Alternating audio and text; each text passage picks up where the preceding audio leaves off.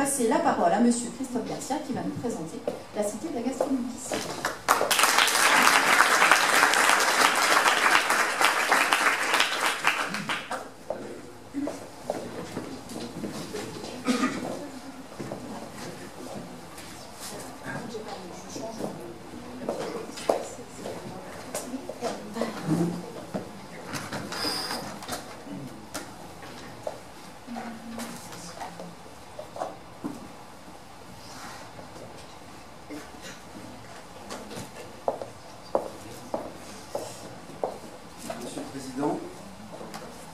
Mesdames et messieurs, avant des fois, je vous remercie de nous accueillir pour vous présenter un projet qui nous tient à cœur, qui est donc la Cité internationale de la gastronomie et du vin. Je voudrais présenter mes collaborateurs sans qui je ne serais rien, Alissa Delaine et Émeric Renaudin. Je reprends une métaphore, Monsieur le Président, Jean aurait dit moi-même, sans ses coéquipiers, on ne sait pas mettre un essai.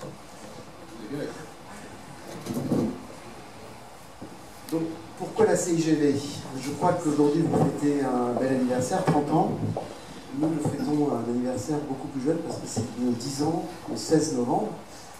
Ça fera 10 ans que le repas gastronomique des Français a été nommé au patrimoine immatériel de l'UNESCO. Et donc, même les climats de Bourgogne ont, eux, été sur la liste du patrimoine immatériel en juillet 2015. Donc ça sera un anniversaire, ça sera leurs 5 ans. La CGV à Dijon,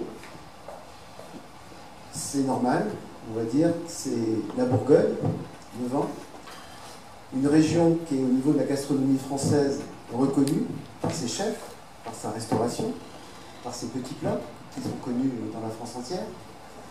Dijon est une métropole au carrefour de plusieurs autoroutes, avec une gare TGV qui relie de grandes villes européennes de Paris, un positionnement intéressant de la CGV par rapport à son centre-ville, et c'est le kilomètre zéro du départ des grands vins du Bourgogne. Tissu d'entreprise, tissu de grandes écoles, avec le BSB qui était là, c'était le STP, une antenne de Sciences Po, et on verra au sein de la CGV qu'il y a une antenne qui va s'installer. Localisation du projet. On est sur un espace de 6 hectares 3 sur le site de l'ancien hôpital général de Dijon, limite du périmètre historique,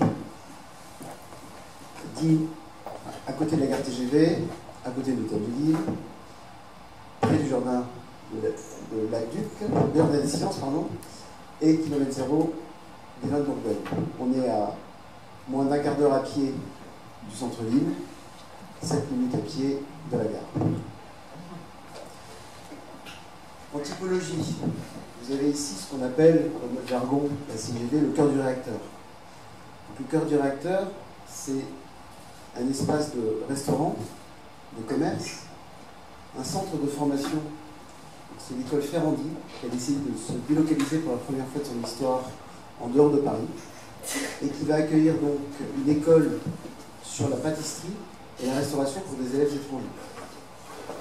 Vous avez un autre centre de formation qui est l'école des vins de Bourgogne, représentée par le BIVB. Et on va avoir 900 mètres carrés de bureaux qui vont s'inscrire aussi sur ce cœur historique. Deuxième partie du cœur historique, c'est des salles d'exposition permanentes, des salles d'exposition temporaires, qui sont sur les bâtiments en rouge que vous voyez à l'écran, notamment sur la chapelle des Climats. Donc, comme on aime dire aussi à la cité de l'installation de la gastronomie du vin, on reprend une phrase de Bernard Pivot: en Bourgogne, quand on parle de climat, on ne regarde jamais le ciel, on regarde la terre.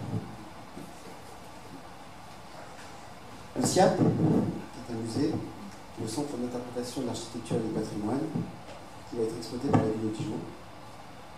Ensuite, on a pour la première fois en France 2 complexes cinématographiques complètement opposés qui sont sur le même site et en plus nettoyés. On parle d'un multiplex de 9 salles et d'un cinéma d'arrêt d'essai de 4 salles. Un hôtel 4 étoiles de 125 chambres de la marque Curio by Hilton, qui s'inscrit sur une partie en restauration et une partie non. Et enfin, un ensemble de start-up dans un village qui est fait par le Crédit Agricole, dans la marque et le village de la SCA, start-up qui sont tournés vers tout ce qui est agrotech et foodtech. Tout ce quartier-là, c'est ce qu'on appelle le quartier de l'éco-hospitalité. Donc, première idée intéressante, c'est dans ce quartier de l'éco-hospitalité, c'est zéro voiture. Donc on est déjà en avance sur certaines mairies. On se déplace en circulation douce. Alors on a la chance à Dijon d'avoir un grand nombre de circulations douces. C'est d'abord le tram, dont la station Monge est à quelques mètres de l'entrée principale de cette CGV. Ensuite, la ville a déjà réalisé un parking silo de 460 places, permettant d'accueillir l'ensemble des futurs visiteurs du site. Et puis après, je rappelais, on est à peine à un quart d'heure à pied du centre-ville de Dijon. Ensuite, on a des bâtiments qui contiennent 92 logements, qui sont des logements en monuments historiques, donc ils sont tous inscrits dans des bâtiments qui sont anciens, qui ont été rénovés. Dans l'éco-hospitalité, dans l'éco-quartier, pardon, c'est un quartier qui est composé essentiellement de logements. On va voir quelle typologie de logements. On a d'abord une nappe de 2000 m² de surface commerciale qui est une salle de sport, un établissement bancaire et une conciergerie. Le rôle de la conciergerie va être très important à la CGV, j'y reviendrai tout à l'heure. Ensuite, un ensemble de résidences, on a 3 résidences gérées, une résidence de tourisme, une résidence senior, une résidence étudiante, et un bâtiment de 49 logements en accession qui est actuellement en cours de commercialisation. Enfin, on a 2 bâtiments qui ont été livrés en juillet 2020, qui sont des logements conventionnés, et un bâtiment en accession de 42 logements qui va être livré à la fin du mois d'octobre 2020. Et une deuxième phase qui, elle, verra le jour dans les années suivantes, 2023 et 2024. La conciergerie, qu'est-ce que c'est que la conciergerie? C'est en fait, c'est du benchmark par rapport au palace. C'est de se dire qu'aujourd'hui, on a besoin de plus en plus de services. Et quand on souhaite accueillir des clients étrangers, on se doit de leur offrir du service, c'est-à-dire que le client qui viendra acheter tel ou tel produit gastronomique ou telle bouteille de vin, on ne peut pas partir en train ou en bus avec ses victuailles et il attend justement qu'un concierge lui permette d'assurer le service à destination de son pays. Alors, vous allez me dire, aujourd'hui, on est mal placé pour parler d'international dans cette pandémie, mais j'ai un caractère très optimiste. Et j'ai toujours eu la volonté de croire au futur et que le futur soit bon. Et je pense que cette pandémie sera rapidement derrière nous, et je suis convaincu.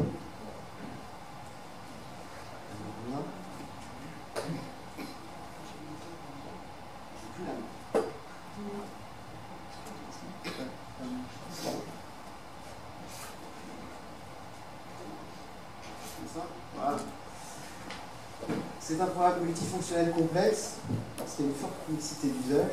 Vous avez donc des logements, des commerces, des restaurants, des bureaux, des musées, un hôtel, un cinéma, avec des multiples investisseurs d'intérêts divergents. Vous avez quelques noms d'investisseurs. On va parler du groupe Carré, qui est une foncière familiale grenobloise, Pathé, vous connaissez tous, Résidétudes, qui va gérer tout ce qui est résidence, donc les 3 résidences, étudiantes, services, tourisme et seniors, Curio, donc qui est la marque de Milton, le BIVB, Grand Région Habitat, Abilis, François Ier, et l'association de la Cité internationale de gastronomie.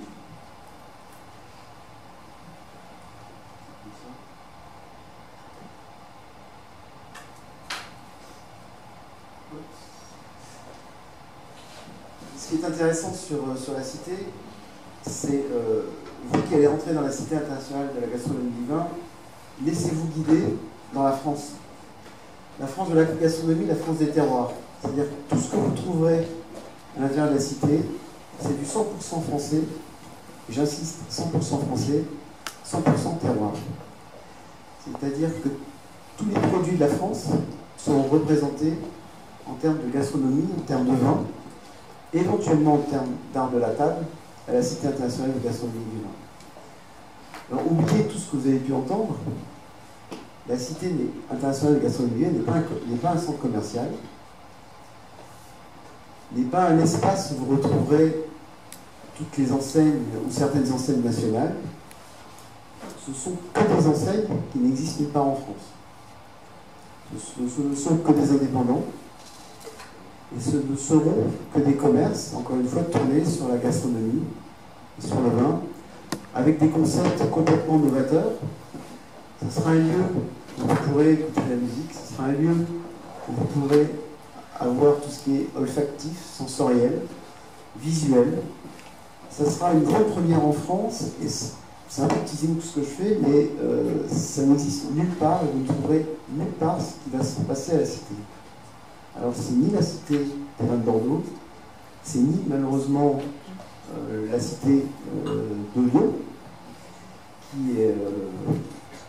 qui a été fortement affectée par la Covid. Et on va dire que tout le benchmark qui a pu être fait avec le groupe Carré au niveau mondial, tout le REX qu'on a pu tirer de la Cité internationale de Lyon, on s'en est servi pour améliorer tout ce qui pourra se faire sur la CGV à Dijon. Ensuite, ce qui est important aussi à noter, c'est que pour la réussite d'un tel projet, il faut que vous ayez conscience, c'est que ce projet sans un coéquipier comme la ville, on n'aurait pas su le faire. Un coéquipier comme Éric Prat ou Jocelyne Perrard, on n'aurait pas su le faire. C'est-à-dire qu'on s'est appuyé sur les compétences d'un certain nombre de personnes, sur ce comité d'orientation stratégique qui se réunit deux fois par an et qui nous a aidés à avoir une ligne rouge, un fil rouge, pour toujours nous ramener sur le 100% français, sur la gastronomie, sur le vin, et surtout pour que ce ne soit jamais un centre commercial. J'ai rien contre les centres commerciaux, je tiens à le préciser au directeur de la Toison d'Or. Pour l'anecdote, j'ai passé 20 ans chez Cléquière, donc je n'ai rien du tout sur les centres commerciaux. C'est simplement que ce n'est pas un centre commercial et qu'on s'est évertué à faire la charte qui nous a été imposée, et la charte qui est aujourd'hui imposée à chacun des investisseurs qui ont investi sur la Cité. Donc c'est vrai pour le groupe Carré, c'est vrai pour Pathé, c'est vrai pour la CRL Lugano, c'est vrai pour l'hôtel, c'est vrai y compris pour les investisseurs des résidences gérées. Les premières livraisons, donc les bâtiments conventionnés, un chantier qui est gigantesque, hein. On a plus de 600 personnes qui travaillent aujourd'hui sur le chantier, il y a 6 bulles qui tournent. Donc, comme vous le savez, les chantiers ont été un peu ralentis pendant la période de confinement, mais nous n'avons pas arrêté les chantiers, ils ont vraiment tourné au ralenti. Il a fallu derrière essayer de rattraper tout ce qui pouvait être rattrapé. Donc ça a été des heures augmentées par nos compagnons. On commençait le matin à 6h, on finit le soir vers 10h pendant les mois d'été, qui travaillent le samedi et qui ont accepté de réduire leur congé d'été à 2 semaines. Donc là aussi c'est une cohésion et c'est un ADN de notre groupe. Les façades du multiplex, qui sont à environ 13 mètres de haut. On a les salles souterraines, donc le multiplex a 9 salles, il y a 4 salles qui sont dans l'eau aujourd'hui, enfin qui étaient dans l'eau. On en a créé un bassin étanche, faire, à part le Grand Bleu, le cinéma, je crois que c'est plus compliqué de voir les films dans l'eau. Là vous avez les salles d'exposition, il faut imaginer, hein, c'est la future salle d'exposition permanente de la CIGV. Et ça c'est la CIGV vue du ciel, à 30 mètres par les bleus. Et donc là vous avez à droite ce qu'on appelle la Courberier, qui va être en fait une cour ouverte et couverte, qui va permettre d'accueillir les visiteurs au gré des futures animations qui seront déployées. Alors, oubliez toute idée de commerce, ce sera plutôt des résonances par rapport au musée, c'est-à-dire que les salles d'exposition vont renvoyer à des ateliers qui vont pouvoir être animés dans cette cour, et vice-versa. C'est-à-dire que ce sera un véritable lieu de détente, un véritable lieu de promenade.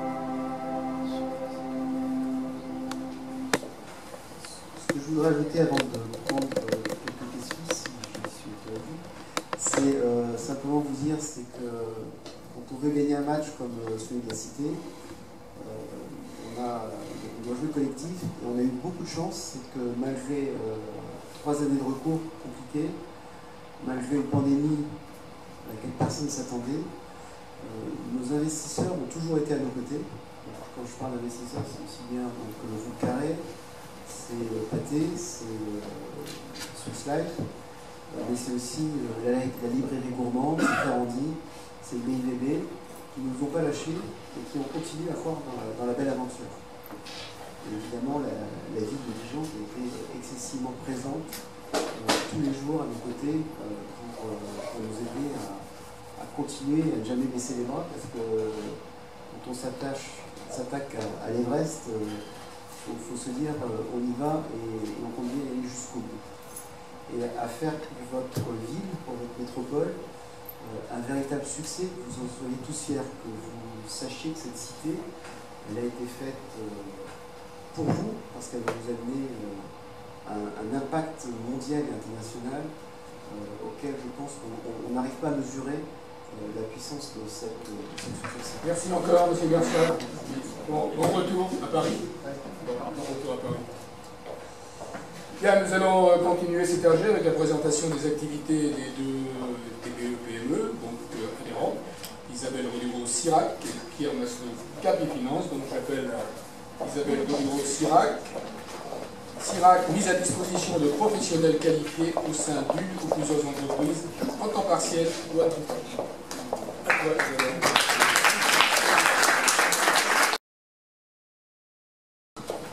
Je suis bien sûr ravie d'avoir l'occasion de présenter l'activité de Sirac ce soir.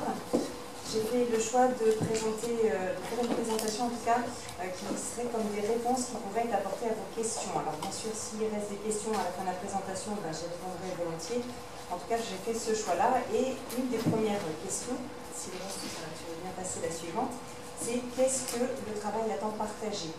En fait, c'est la possibilité pour un professionnel de partager son temps de travail dans plusieurs entreprises, que ce soit sur une même semaine ou sur l'année. Il peut exercer ce travail à temps partagé, en fait, soit en temps partiel, soit à temps plein. Et en fait, c'est différent du travail temporaire, que peut-être vous connaissez aussi, qui là s'exerce ponctuellement pour répondre à une mission dans une entreprise, sur un temps vraiment donné. Donc, le travail à temps partagé, ce n'est ni l'intérim, ce n'est pas du portage salarial non plus, c'est une forme alternative d'emploi. Donc, qu'est-ce qu'une ETTP, une entreprise de travail à temps partagé? Toute la suite de la présentation va permettre de répondre à cette question, donc je ne vais pas m'étendre. Mais sachez que l'exercice de cette activité, en fait, est régi par une loi qui date de 2005, donc elle est relativement récente.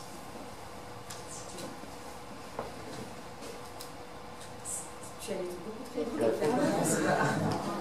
C'est pour qui? Merci Laurence. Donc une seconde question pourrait être effectivement à qui ça s'adresse et est-ce que ça peut concerner votre entreprise? Alors en fait, ça concerne toutes les TPE-PME, quelle que soit leur activité. Aujourd'hui, on a des clients qui sont soit en société unipersonnelle ou qui sont en SARL, soit ils viennent de créer leur entreprise, soit c'est des entreprises qui existent depuis plus de 30 ans. Et puis, les secteurs d'activité, je dirais que ça va du monde de l'immobilier, du bâtiment, en passant par la restauration, la vente de produits bio en ligne. Voilà, c'est assez varié. Les besoins pour lesquels en fait on est sollicité et auxquels on peut répondre, c'est par rapport à, en tout cas, la vie d'une entreprise, c'est soit parce que y a beaucoup d'activités, ce que je souhaite ici à tout le monde, et du coup il y a besoin de soulager en fait le dirigeant et de lui dégager du temps pour qu'il puisse se consacrer à son activité, à son cœur de métier et développer l'entreprise. Ça peut être aussi dans des périodes de réorganisation ou même voire de développement, et puis aussi des périodes un peu comme celle qu'on vit en ce moment d'instabilité. Et puis enfin, dans des périodes de continuité d'activité, tout simplement pour remplacer les collaborateurs. Alors, on répond avant tout, souvent on s'adresse à moi et on me dit mais j'ai un besoin, je ne suis pas sûre que vous allez pouvoir y répondre, ou alors on me dit je ne savais pas que ça existait. Et en fait, voilà, l'objet de mon intervention ce soir, c'est aussi de vous dire que ça existe et que les besoins auxquels on peut répondre, c'est bien évidemment sur le temps partiel. Alors, on connaît les difficultés de recrutement, de trouver quelqu'un qui est intéressé pour travailler à temps partiel. L'avantage pour nous, c'est qu'on a des candidats qui peuvent, et des salariés ensuite, qui peuvent être intéressés pour travailler à temps plein et avec le fait de travailler dans plusieurs entreprises à temps partiel, avec la somme des temps partiels, ça fait un temps plein. Ça peut être aussi des besoins de compétences supplémentaires ou de compétences nouvelles. Et dans ce cadre-là, il n'y a pas forcément tout de suite de visibilité pour savoir si on va pouvoir embaucher tout de suite la personne. La mise à disposition de personnes, en fait, elle peut permettre cette période de transition avant de s'engager réellement pour votre entreprise. Et puis, on intervient aussi pour répondre aux besoins de ce qu'on appelle le pré-recrutement ou pour tester aussi des collaborateurs avant de les embaucher, puisqu'effectivement, le salarié qui va être mis à disposition, il est d'abord salarié chez CIRAC, et en fait c'est une de nos spécificités, c'est que tous nos salariés sont en CDI. Alors j'anticipe aussi la question qui m'est souvent posée de la différence entre les entreprises de travail à temps partagé et les agences d'intérim. Et bien effectivement, alors déjà on n'a pas la même intériorité, ça fait pas 50 ans qu'on existe, c'est seulement depuis 2005. Il n'y a pas le même cadre légal non plus. Et puis surtout, il n'y a pas de conditions de recours, il n'y a pas besoin qu'il y ait forcément une hausse d'activité ou un besoin de remplacement pour que nous, on puisse intervenir. Et puis, on inscrit, c'est vrai, notre mise à disposition, en fait, plutôt sur la durée. On n'est pas sur des temps courts. Le minimum qu'on fasse, nous, c'est plutôt 4 mois. En général, on n'intervient pas avant, ce que font très facilement les agences d'intérim, et on essaye de travailler en bonne intelligence et en complémentarité. Voilà, et puis la grande différence, c'est que du coup, tous nos salariés sont en CDI. Il n'y a pas d'autre solution chez nous, et c'est effectivement, pour nous, ce qui est important, et c'est les ETTP en France, elles sont toutes faites de la même manière, c'est-à-dire qu'on répond aux besoins de flexibilité des entreprises, forcément par de la stabilité d'emploi. Voilà, donc tu parlais de valeurs tout à l'heure, Didier, voilà, ça fait partie des nôtres. Merci. Non, je te fais confiance. Je l'ai caché en fait, alors du coup je te fais confiance, tu m'as proposé, j'ai accepté, ça me va bien comme ça. Alors les professionnels qui sont mis à disposition, alors ce sont essentiellement des personnes qui sont qualifiées, ça fait partie aussi des choses qui sont le cadre, en tout cas législatif pour nous. Et puis c'est surtout des personnes qui sont expérimentées, puisqu'en fait l'objectif c'est qu'elles soient opérationnelles de suite dans l'entreprise. Et puis aussi dans ce qu'on priorise, nous en tout cas dans le choix de nos salariés, ben, le fait que ce soit des personnes qui soient capables de s'adapter très facilement à des contextes variés, parce que vous l'avez compris, effectivement, elles vont aller dans différentes entreprises, dans différents contextes, et il faut qu'elles soient agiles et qu'elles aient envie de s'impliquer aussi dans le travail, dans ce qui est proposé. Dans les métiers, en tout cas, oui, les métiers ou les fonctions, en tout cas, pour lesquelles on est sollicité, alors c'est essentiellement les fonctions support des dirigeants. C'est tout ce qui concerne, on va dire, en gros, le pôle administratif. Et nous, nos métiers cibles, ceux qu'on défend en priorité, c'est tous les métiers de l'assistanat, parce que souvent il y a des besoins en temps partiel. Donc c'est l'assistanat administratif, assistanat de gestion, administration des ventes, je ne vais pas tous vous les faire, mais tout ce qui est assistanat. Les métiers du chiffre, avec notamment les comptables, et puis les métiers du commercial, puisque là on intervient à partir de l'assistant commercial jusqu'au responsable commercial. Et puis on nous sollicite en tant qu'expert du recrutement aussi pour d'autres métiers que peuvent être un chargé de communication digitale, un responsable des ressources humaines ou encore un infographiste récemment.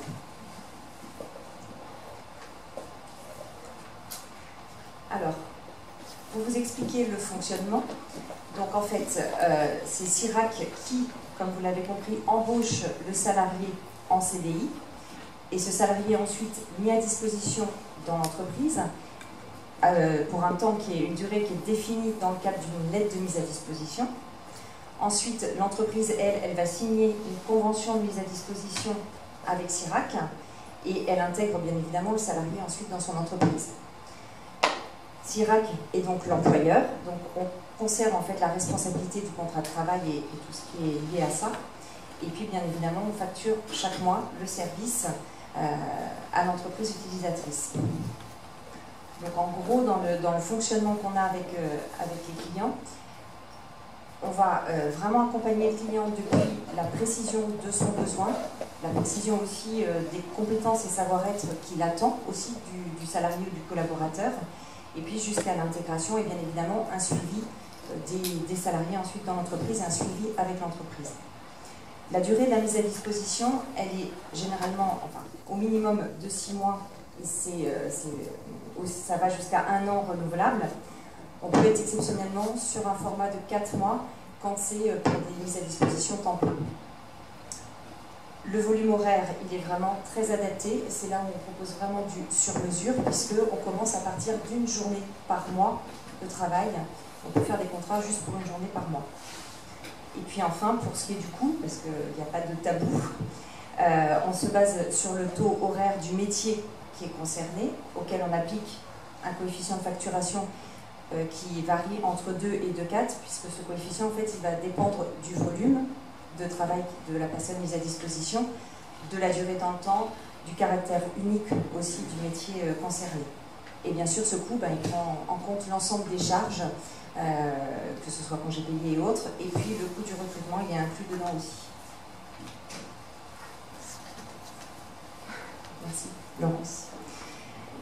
Alors, les avantages pour l'entreprise, c'est surtout que ça apporte de la souplesse et une optimisation dans la gestion des ressources humaines, puisque ça permet en fait de s'offrir des compétences à la carte, on va dire de cette manière-là en tout cas, et de s'attirer de meilleurs profils aussi, sans prendre non plus le risque d'alourdir la masse salariale, puisque c'est CIRAC qui reste l'employeur et qui assume aussi tout ce qui est risque social. Notre devise, c'est d'ailleurs assez souvent on le dit, c'est le juste temps au juste coût. Et puis il y a des avantages aussi pour le salarié, puisque comme il est en CDI, il a une stabilité d'emploi, on est son unique employeur. Et puis ce qui est intéressant pour lui, effectivement, c'est qu'il a des contextes de travail qui sont variés, donc ça enrichit aussi sa pratique, ça lui permet de monter en compétences et aussi de moduler son temps de travail. Alors, qui est CIRAC? En fait, CIRAC Dijon s'inscrit dans un groupe qui s'appelle le groupe ECRIN. Et donc, CIRAC est une des premières ETTP qui a été créée en France, puisqu'elle a été créée en 2009. On a fêté les 10 ans l'année dernière, quand il n'y avait pas de Covid et c'était plus simple. Et donc, elle a d'abord existé en Rhône-Alpes, à Villeurbanne et à Annecy. Et puis, il y a eu une seconde vague de développement qui a donc commencé en 2015 et qui s'est fait à Valence, Villefranche-sur-Saône, en Île-de-France et puis également à Dijon. Voilà. Si vous êtes intéressé pour en savoir plus, je reste à votre disposition. Je veux bien répondre aux questions s'il y en a. Merci de votre écoute. Merci, Isabelle. Merci. Bon courage. Tiens, maintenant, j'appelle Pierre Masneau, Cap Finance. Cap Finance, l'expert patrimonial de la région des chefs d'entreprise. Transmission de patrimoine, préparation à la retraite, protection de la famille, défiscalisation, immobilier, crédit immobilier, enrichissement personnel. Bonjour à toutes et à tous. Merci à Didier pour sa confiance et au club pour nous permettre de nous présenter et de présenter le cabinet. Donc, Cap Finance, qu'est-ce que c'est? C'est un courtier en gestion de patrimoine créé il y a assez peu de temps, finalement, par rapport au domaine des assurances et du domaine bancaire, qui nous existe depuis 2004 sur Rouen. On va voir un peu l'historique. Voilà, donc 2004, création de Rouen, avec après une implantation qui s'est fait plutôt principalement dans l'ouest de la France, avec une ouverture sur Caen, Rennes. Et depuis 2015, donc une collaboration s'est faite avec un ancien de chez Allianz. Voilà, donc qui a rejoint en fait, des anciens collègues de chez Allianz qui ont fait affaire à l'origine de ce cabinet sur Besançon. Donc maintenant on a trois entités qui sont rattachées, enfin deux entités qui sont rattachées à Besançon. Donc il y a Dijon, Mulhouse avec une ouverture prochaine d'une agence sur Mulhouse et avec un développement majeur sur d'autres villes en France comme Montpellier ou Bordeaux. Aujourd'hui, on est le plus gros cabinet de courtiers indépendants de France. C'est un métier un petit peu particulier, parce que nous sommes tous des auto-entrepreneurs et entreprises individuelles, rattachés exclusivement au principe de Cap Finance. Donc le groupe, qu'est-ce qu'il va regrouper? Donc, il va regrouper plusieurs entités. Vous avez Cap Finance à Rouen, Cap Finance Besançon en cogestion, Cap Finance à Caen, vous avez Cap Finance Courtage et Cocourtage, en négociation avec le protocole d'accord avec différents partenaires assurantiels et bancaires. Nous avons également notre propre société de gestion, Cap Finance Immobilier, Cap Finance Crédit, donc tout ce qui est renégociation ou concession de crédit immobilier et professionnel. Et donc les différentes agences, donc là vous avez un petit panel, qui ne sont pas encore prises depuis, donc ça fait beaucoup de tours. Dijon existe maintenant depuis 2018. Physiquement, donc il y a une agence qui se trouve derrière le Zénith boulevard Winston Churchill au 22, vers le bâtiment de chez Siemens et de plus 10. Alors, depuis 2018, il y a eu aussi des changements, puisqu'en fait, Cap Finance et le groupe Premium se sont rapprochés pour former un gros groupe aujourd'hui, c'est à peu près 500 collaborateurs qui fonctionnent dans ce groupe-là. Donc, c'est un rapprochement entre deux entités, vous avez Cap Finance et Prédictis. Donc aujourd'hui, on représente 50 millions d'euros de chiffre d'affaires dans notre domaine d'activité avec 500 conseillers, je viens de vous le dire. Et surtout, aujourd'hui, un pouvoir fort de portefeuille de 110 000 clients qui ne cesse de développer. Je prends l'exemple de 2019, il y a eu, pour la part Cap Finance, 40% d'évolution de chiffre d'affaires ainsi que de nombre de clients. Donc ça, je viens de l'évoquer. Donc le groupe Cap Finance qui avait toutes ces agences et toutes ces franchises et ces entités dans le groupe. La société de gestion qui va régir tous les actifs et les encours au niveau des contrats et des unités de compte. Et ainsi que Prédictis qui eux sont 100% basés en région parisienne. Alors, une métier un peu spécifique, donc il faut qu'on se mettre en phase avec de nombreux partenaires financiers. Alors financiers aussi bien de domaine bancaire que assurantiel. Donc vous retrouvez des compagnies d'assurance qui ont pignon sur rue depuis des décennies, voire même des centaines d'années, comme Swiss Life, Aviva, Generali, HSBC, MMA, j'en passe des meilleurs. Et également aussi tout ce qui est gestion sur des asset management comme Carmignac, Cardiff ou autres, j'en oublie certainement les autres. Des partenaires également immobiliers, je fais un petit clin d'œil à Eiffage, par rapport à leur intervention précédente, puisqu'en fait on est aussi également intervenant pour la promotion immobilière de leur parc immobilier. Donc aujourd'hui on a encore à vendre des solutions défiscalisantes ou non sur l'aspect gastronomique. Alors, ce qui concerne le domaine de compétences, Didier a déjà fait un petit peu le teasing par rapport à ça. Donc, on intervient sur la protection de la famille, mais également de la protection du chef d'entreprise, en cas de figure, en cas de maladie, pour trouver les bonnes solutions pour se protéger. En cas de préparation à la retraite, donc là aujourd'hui avec la loi Pacte en 2019, avec tout ce qui se passe au niveau des réformes des retraites, il est de plus en plus vrai de se préparer au mieux sa future retraite tout seul, un petit peu comme les systèmes anglo-saxons ou suisses. L'enrichissement personnel, donc ça c'est également, tout est lié en fait, hein, si vous voulez. L'enrichissement personnel, c'est ce qui a fait aussi la force et la réputation du cabinet et Finance, parce qu'aujourd'hui les personnes qui voudraient ou qui placeraient déjà de l'argent en immobilier ou en financier, c'est des placements financiers, l'objectif pour eux c'est que ça rapporte. Donc à nous de trouver en fait les meilleurs placements ou les meilleurs biens immobiliers pour leur préparer en fait leur futur avenir. La fiscalité, donc aujourd'hui en France, les personnes payent des impôts à partir du moment où on travaille, donc il faut essayer de trouver des solutions. Et aujourd'hui on a 101 lois qui permettent de défiscaliser en France, donc on en trouve forcément une ou plusieurs qui correspondent à tout à chacun. Et la transmission de patrimoine, donc aujourd'hui les personnes qui voudraient léguer des biens immobiliers ou financiers et dans les meilleures conditions, donc on va les aider à accompagner cette future succession prochaine en calculant plein de choses pour eux. Alors, on utilise des outils qui sont performants dans notre domaine d'activité. Donc là, on en voit un premier qui est O2S, qui permet en fait de calculer l'intégralité des performances réalisées par les différents supports financiers sur lesquels on investit les argent, l'argent des personnes dans toutes les compagnies d'assurance comme dans toutes les banques. Ça s'appelle O2S.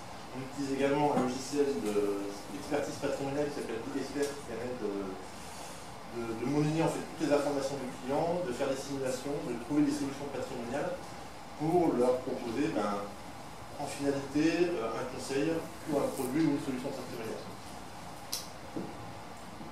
Alors, voyez, donc, quelques exemples. Donc, la partie de prévoyance, ça permet de calculer quelle est la part de revenus qu'ils vont pouvoir toucher en cas d'arrêt de travail. Au niveau de la retraite, on peut reconstituer par le biais de ce logiciel-là toute la carrière des personnes. Il existe aussi d'autres liens qui existent aussi sur les réseaux internet. La fiscalité, donc on est en mesure de pouvoir calculer et de trouver des impacts économiques et fiscaux forts pour les personnes. Et la succession, pouvoir en partie calculer les frais de succession, mais si on n'est pas. Alors, Sébastien, qui est donc mon collègue sur l'agence de Dijon, aujourd'hui en fait on a un réseau plutôt important, parce que sur Dijon, ils ont commencé à 2, donc Sébastien était un des premiers sur l'agence de Dijon. Donc moi, j'ai rattrapé l'activité il y a un peu plus d'un an et demi maintenant. Donc aujourd'hui, on est 10 avec un développement fort de personnes qui sont en recherche de partenariats, de nouveaux collaborateurs. Donc si vous connaissez des personnes qui sont intéressées par ce domaine-là, on est preneur.